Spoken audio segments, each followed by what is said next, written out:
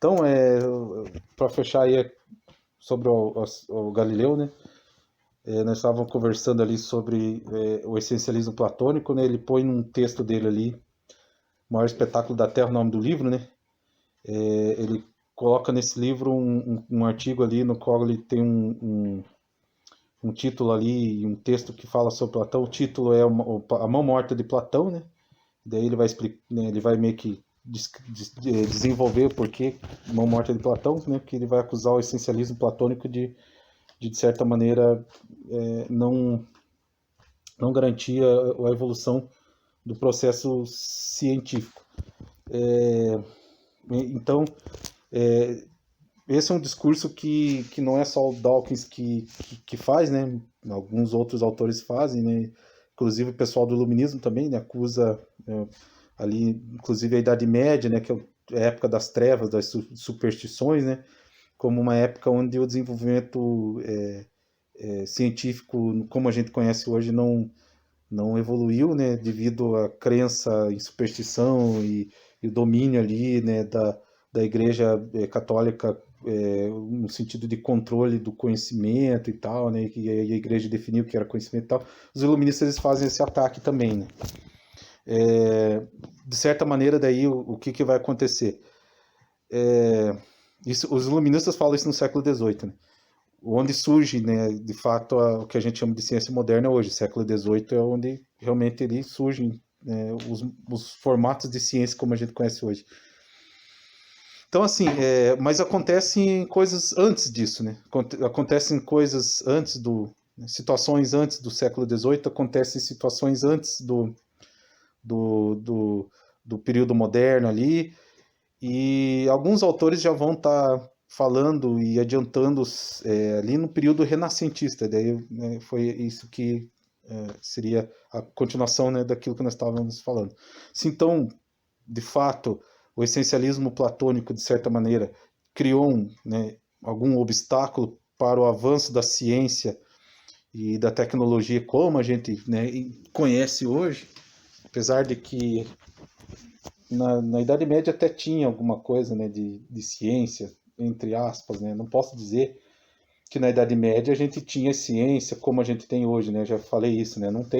Isso não tem como dizer, entendeu? Não tem como dizer que a técnica e a forma de se fazer ciência é exatamente igual como se faz hoje. Daí é um erro achar que, né, alguém poderia até me refutar e querer dizer, não é bem assim, porque daí me citar exemplos, mas o molde de ciência como a gente conhece hoje realmente começou ali no século XVIII de uma forma tímida mesmo, acho que foi se desenvolver mesmo no século XIX. Tanto que a sociedade mudou, isso aí é um fato, não tem como, tem que observar a história. É um fato, no século XIX as coisas começam a mudar, a sociedade muda no século XIX. E a gente vem observando essa mudança, né, na sociedade até os dias de hoje. Né? Então, é simples, é um exemplo simples. Um exemplo simples, se alguém fosse refutar, não, olha, na Idade Média tinha ciência, igualzinho tem a ciência de hoje, é a mesma coisa, isso aí é papo de iluminista, isso aí é papo de gente que segue o iluminismo, né? A pessoa poderia usar esse argumento aí. O simples fato deles não terem conhecimento, por exemplo, de micro-organismos ali, e ter epidemias de cólera na Idade Média que matavam um monte de gente, porque eles não sabiam exatamente de onde vinha, né, a causa da doença, assim, perfeitamente eles não sabiam. Então, os caras não lavavam a mão, né, saneamento básico era entendeu, esgotos, serviço de esgoto, essas coisas, que para eles, entendeu, não tinha essa complicação assim, eles não tinham esse pensamento, né? Na Idade Média de que né, a mosca vai lá nos dejetos e depois ela volta e senta no pão do cara lá e o cara come aquele pão e se contamina, porque tem micro-organismos, seres pequenos que a gente não enxerga. Né? Não tinha microscópio para os caras ver, entendeu? Então eles às vezes nem lavavam a mão, não tomavam banho. Então tinha uma dificuldade, sim, isso aí é fato, né? Mas eu não estou querendo dizer que não existia nenhum tipo de ciência ali, no sentido de um conhecimento científico, até tinha, mas bem limitado, né, poderia dizer. Então a gente vai ter um desenvolvimento técnico, científico, né, um pouco mais à frente aí. Mas isso que eu queria dizer mesmo, né, pensando nesse contexto, no período renascentista a coisa começa a mudar de ares, né? Vocês já devem ter ouvido falar do renascentismo, e o renascentismo ele foi um movimento aí, cultural, né? E a gente sempre escuta falar do renascentismo como um movimento artístico, né? Aí você vê os pintores lá e, né, fazendo as artes lá no período renascentista, vê aquela questão com o humanismo ali, né, a volta ali do naturalismo, mas também no Renascimento existe uma tendência de retorno à preocupação não só com o humanismo e tal, mas também com retorno com o naturalismo no sentido de preocupação com a natureza, assim, no sentido de preocupação mesmo de busca de conhecimento, né? Uma preocupação, entre aspas, científica, entre aspas, porque sempre deixo claro, quando eu falo ciência antes do século XVIII, ou como a gente fala de ciência agora, é uma coisa, e ciência nessas épocas era uma coisa um tanto limitada, né? Como foi dito aí. Até tinha esse conhecimento de astronomia, tinha conhecimento de medicina, na Idade Média tinha alguma coisa, na Antiguidade já existia medicina, astronomia, geografia, enfim, né? Mas não é anacronismo comparar e colocar, por exemplo, a geografia da época do Ptolomeu, ou da época do, sei lá, do Aristóteles, a geografia da época desses caras, ou a geografia da época do São Tomás de Aquino, com a geografia de agora, lá, de agora, do século XXI, dizer que é exatamente a mesma coisa, isso é um erro, o nome disso é anacronismo, então a gente tem que ter esse cuidado. Mas então, né, no período renascentista vai existir uma retomada então dessa preocupação naturalista com a natureza, né, de buscar compreender a natureza, e a gente vê muito isso no discurso mágico, né, no discurso da magia, né? A magia não que ela não existisse na Idade Média e na Antiguidade sempre a magia sempre foi uma coisa presente. Se vocês, né, citei lá na MIT, se for ler o Homero, as poesias do Homero, a Ilíada e a Odisseia, você vê que tem bruxa, que tem sacerdote, que tem todo o trabalho de feitiço. Isso existe na antiguidade, né? Não só na Grécia, né? Estou citando a Grécia aqui, mas se encontra isso aí em outros povos da antiguidade. Você vai ver isso de uma forma um pouco mais velada na Idade Média, né? Depois ainda com a proibição, né, da bruxaria e a perseguição das bruxas aí por volta de 1200 depois de Cristo, né? Isso aí fica uma coisa um pouco velada, né? A coisa fica mais difícil para esse tipo de discurso, né? O discurso mágico. Mas no Renascimento eles tentam retomar isso aí, não que já é possível, né, ser mago, mas eles tentam de certa maneira. Era possível, mas não, sabe? 1501 ali depois de Cristo a coisa era difícil, né? Não era tão fácil para eles ali, mas eles tentam, né, nesse movimento de contracultura, eles tentam retomar ali o discurso mágico, e aí com esse discurso mágico retoma-se então a preocupação com a natureza, né? Porque o que nada mais é a magia, o que uma bruxa faz é tentar manipular as forças da natureza com o objetivo de alcançar alguma coisa, né? Seria isso que um feiticeiro, uma bruxa faria, né? Faz uma poção mágica lá com o intuito de manipular uma força da natureza para benefício dela, né? Ou de outra pessoa, sei lá, enfim. Então essa preocupação com a magia ela vai de certa maneira trazer de novo à tona então a preocupação com a natureza. E nesse espírito então de preocupação com a natureza você então vê duas figuras ali. Uma é o Galileu, né? E outra é o Francis Bacon, que eu vou citar aqui de uma forma breve, né? O Francis Bacon ele foi um filósofo, né? Eu estou citando eles ali dentro do Renascimento, né? Mas eles acho que nasceram na metade desse século, né? Eles viveram, na verdade, o período moderno também. Tanto que se discute também Francis Bacon na filosofia moderna, né?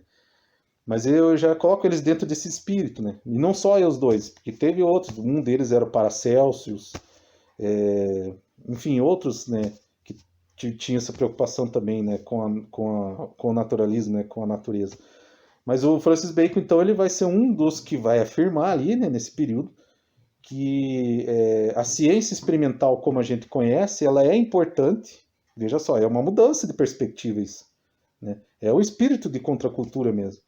Ele vai falar assim, não, a ciência experimental ela é importante, tão importante, que ela, de certa maneira, ciência experimental, tô falando ciência até mesmo dessa ciência de que o cara faz experiência mesmo, inventa, faz testes, né? Como o Leonardo da Vinci fazia, né? Quem já ouviu falar do Leonardo da Vinci lá, que ele fazia aqueles desenhos, tem os desenhos das máquinas que ele tentava inventar, né? Na época dele, com o que ele tinha de tecnologia, né? Para a época dele, né? Um monte de máquina de madeira, ele fez arma, inclusive, máquina assim, esboço, tem desenhos de armas, assim, até eu vi uma assim que era semelhante a um tanque de guerra, que ele tentou inventar lá e tal. E, então, voltando para o Francis Bacon, ele vai dizer essa ciência experimental, né, da ciência da prática ali, né, da prática científica, ela é extremamente importante porque ela é uma das ferramentas para a gente compreender a obra de Deus e compreender aquilo que está na Bíblia, inclusive. Então, o Francis Bacon ele tinha essa visão de que a ciência é uma ferramenta para a gente compreender Deus, para compreender o que está no texto bíblico, para compreender a obra de Deus, que é a natureza. E o que tem a ver, né, isso com o Galileu? O Galileu é o cara que vai fazer isso na prática. O Galileu ele é conhecido pela questão do heliocentrismo lá, né? E a teoria heliocentrista e tudo mais, pela Santa Inquisição e o tribunal que ele teve que ir para o tribunal, né? Responder acusações lá e tudo mais, né? Por causa da teoria dele. Mas o Galileu era um cara que fazia isso, né? Ele era astrônomo, então ele observava os astros no céu. Se não me engano, ele inventou uma luneta para fazer essas observações. Ele adaptou lá o instrumento e fez uma luneta para conseguir observar. Foi um dos primeiros aí, se não me engano, também a descobrir as fases do planeta Vênus. Era um cara que estava ali. E aí o que ele fez? Ele, na prática, ele exatamente como o Francis Bacon defende na ideologia, né, ali na filosofia, né, da ciência experimental ser utilizada, né, para a gente entender a natureza, porque a natureza é obra de Deus. O Galileu ele vai fazer na prática, ele vai utilizar tanto, né, a instrumentação que ele tinha para fazer as observações astronômicas dele, ele vai utilizar, é o primeiro a utilizar a linguagem matemática para quantificar isso e, de certa maneira, trazer, através dessa linguagem matemática, um melhor entendimento dos fenômenos da natureza. E assim como um cientista faz hoje. Né? Ah, mas você não falou de anacronismo? Sim, com as limitações da época dele ali, né? Não existia nenhum telescópio, né, como existe hoje, né? Não existia nenhum computador, né, como existe hoje, né, para fazer lá simulações, por exemplo, de um cometa. Não existia, por exemplo, todo o conhecimento químico que a gente conhece hoje, que ajuda hoje a astronomia, né?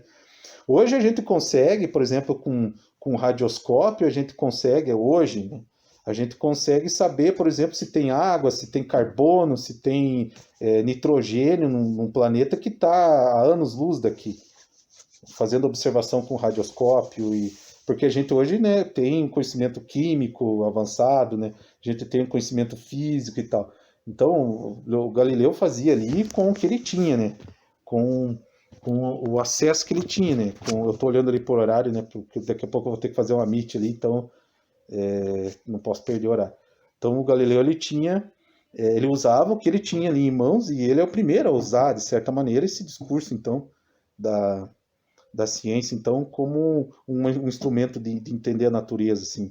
E aí a gente vê a retomada da preocupação com a natureza, de entender a natureza, né, no sentido de melhor compreender nós mesmos até. Então isso é retomado aí no período renascentista e essa discussão e esse espírito vai, né, eu digo espírito, essa tendência, né, essa tendência ela vai permear ali o período moderno, né, vai permear ali os pensadores modernos, né, e aí a gente vai ter lá na frente então o desenvolvimento de uma ciência, né, mais nos modos como a gente conhece hoje. Então essa é a importância desses pensadores aí, de Galileu inclusive.